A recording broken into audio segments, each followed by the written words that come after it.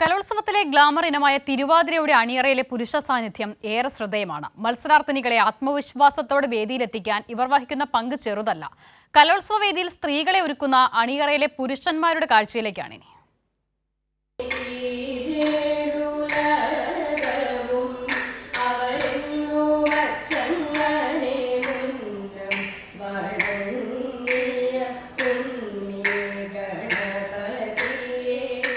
Set മുണ്ടെടുത്ത് മുടി വട്ടക്കെട്ട് കെട്ടി മുല്ലയും തുളസിയും ചൂടി പെരിയാർ വേദിയിൽ മംഗമാർ ചുവട് വെച്ച് തുടങ്ങി.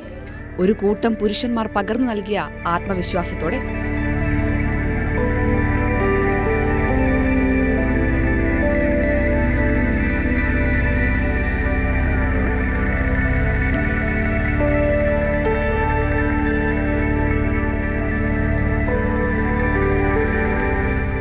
സ്ത്രീകളെ എങ്ങനെ അണിയിച്ചൊരുക്കുന്നതിൽ കൂടുതൽ സമയവും ക്ഷമയും ആവശ്യമാണ്.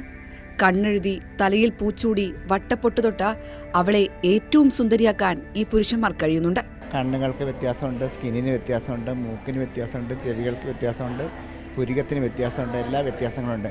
അതെല്ലാം നമ്മൾ ഏകോപിപ്പിച്ച് ഒരുപോലെ ആക്കിയെടുക്കണം. അതിലാണ് ഭംഗി വരുന്നത്. അപ്പം നമ്മൾ ഫേസ് കളർ ചെയ്യുമ്പം ഓരോ സ്കിന്നിൻ്റെ ടോൺ അനുസരിച്ച് ചെയ്യണം. അതുപോലെ കണ്ണെഴുതുമ്പോഴത്തേന് ആ കണ്ണിൻ്റെ രീതിക്കനുസരിച്ച് ചെയ്യണം. പുരിക എഴുതുമ്പോൾ അതിൻ്റെ ഷേപ്പിനനുസരിച്ച് ചെയ്യണം.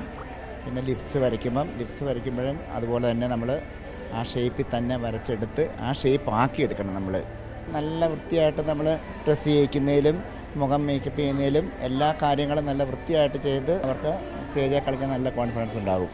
നമ്മളെ എല്ലാവരെയും ഒരേപോലെ തന്നെ അവർ കൺസിഡർ ചെയ്ത് അങ്ങനെ ഒരു ഫ്രണ്ട്ലി മൂഡിലാണ് നമ്മളിവിടെ നിൽക്കുന്നത്. നമ്മളെ എപ്പോഴും കോൺഫിഡൻ്റ് ആയിട്ട് കയറാൻ അവർ സപ്പോർട്ട് ചെയ്യുകയും ചെയ്യും.